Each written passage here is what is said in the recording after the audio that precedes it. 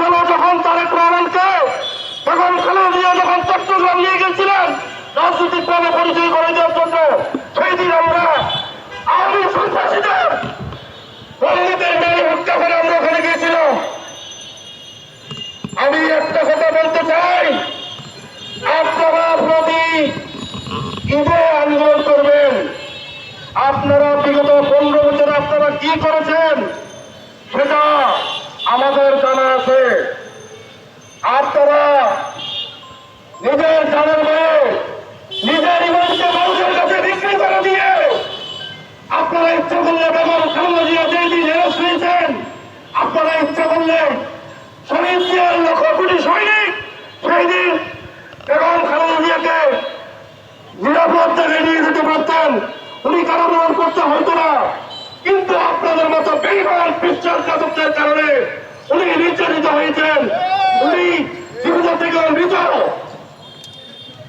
আজকে শহীদ প্রেসিডেন্ট জিয়াউর রহমানের 2 সন্তানের ভিতর এক সন্তানকে মেরে ফেলা হয়েছে, আরেক সন্তানকে মারতে মারতে উনি বাইকের ধরে বেঁচে গেছেন।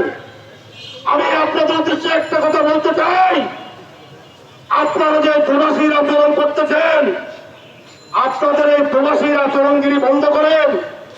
আপনারা, আমি সরকারকে বলতে চাই, জাতীয় নেতৃবৃন্দ, বিএনপি যারা জাতীয় নেতৃবৃন্দ আছেন, আমি আপনাদেরকে শ্রদ্ধা করে বলতে চাই, আপনাদের এই বাসান্দামি, আপনাদের এই ফালতু কথাবার্তা আপনারা এগুলো বন্ধ করেন। আপনারা গত 16 বছর কি করেছেন? কিছু করতে পারেন নাই। আমি গত পরশুদিন শহীদ প্রেসিডেন্ট জিয়াউর রহমানের কবর জিয়ারত করতে গিয়েছিলাম, সেখানে গিয়ে আমি আমার আবেগ ধরে রাখতে পারি নাই। আমি আপনাদেরকে পরিষ্কার করে বলতে চাই, আপনারা 15 বছর অনেক কিছু করেছেন কিন্তু কিছুই করতে পারেননি। আপনারা যাদের রক্তের বিনিময়ে আপনারা আজকে জেলখানা থেকে বের হয়েছেন, আপনারা সেই 5 তারিখে আপনারা বলেছেন যে আজকে এই ছেলেরা রাজপথে যদি না নামতো, আপনারা তার আগে থেকে বলেছেন যে এই ছাত্রদের সাথে আমাদের কোনো রাজনৈতিক সম্পর্ক নাই, আমরা ওদের আন্দোলনের সাথে সম্পৃক্ত নাই।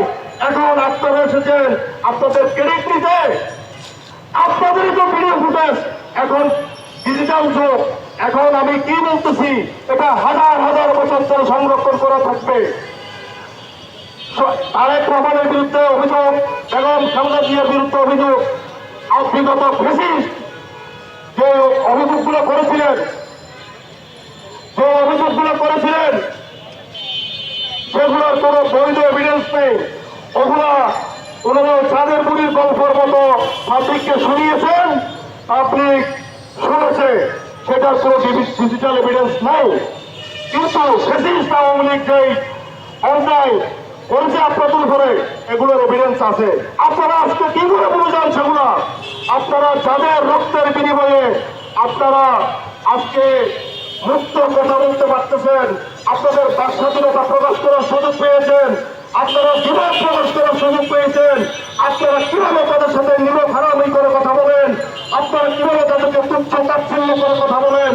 যে ইলেকশনকে আপনার সারা বাংলায় অবৈধ ঘোষণা করেছি, আমি দাবি নির্বাচন, সেই নির্বাচনকে আমরা সমস্ত বাঙালি ঘিরে ধরে, সমস্ত বাংলাদেশি আমরা ঘিরে ধরে প্রত্যাখ্যান করেছি।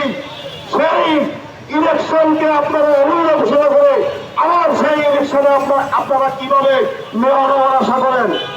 আমি আপনাদের উদ্দেশ্যে একটা কথা বলতে চাই, সেটা হলো একতাই শক্তি, একতাই বল। আপনারা দয়া করে কানা চুরি করবেন না। স্বৈরাচার কিন্তু উৎপত্তি আছে, সাবেক প্রেসিডেন্ট উৎপত্তি আছে। আমরা সাধারণ জনগণ আমরা রাত্রে ঘুমাই না। আমরা সাধারণ জনগণ সারা রাত্র দেখে থাকি, দেশের খবর নেই। আমরা দেখি কে কোন দিক থেকে কি করতেছে। বাংলার মানুষ এখন বুঝে, এখন গ্রামের একজন সাধারণ কৃষক সেও কিন্তু আপনাদের এই নতুন রাজনীতির খেলাগুলো বুঝে।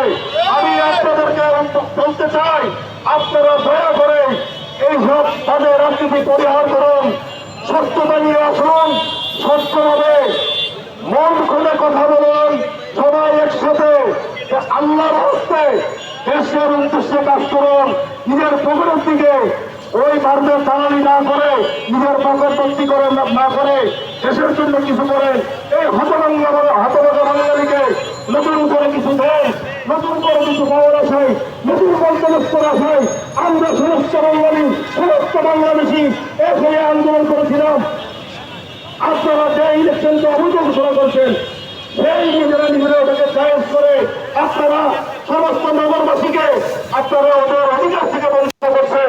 আপনারা কি করে আশা করতে পারেন যারা সাধারণ নাগরিক, যারা কোনো রাজনীতি করে না, তারা আপনাদেরকে ক্ষমা করবে? আপনারা কি করে চিন্তা করতে পারেন এগুলা? আপনাদের এই নোংরামি বন্ধ করেন। আপনারা দয়া করে অতি সত্তর আপনাদের ভিতরের মানুষটাকে জাগ্রত করেন, আপনাদের বিরোধীকে তার ভেঙে দেন। আপনারা বর্তমান অন্তর্বর্তীকালীন সরকারকে সহযোগিতা করেন। আপনারা এই আজে বাজে যে কোনো একটা সুতো তাল বাহানা করে আপনারা প্রতিদিন দেশকে অস্থিতিশীল করবেন না। উনি ওয়াদা করেছেন ইলেকশন দিবে, তবে ইলেকশন দেওয়ার জন্য প্রশাসন থেকে সবকিছু একটা সিস্টেম আনতে হবে। আপনারা ওই পর্যন্ত ধৈর্য ধারণ করুন। উনি যে ওয়াদা দিয়েছেন, ওয়াদা দিবেন। দয়া করে আপনারা আপনার রাজনীতি খেলা বন্ধ করেন এবং নগরবাসীকে তাদের সেবা দানে দাবা দেওয়া থেকে বিরত থাকুন। আল্লাহ হাফেজ।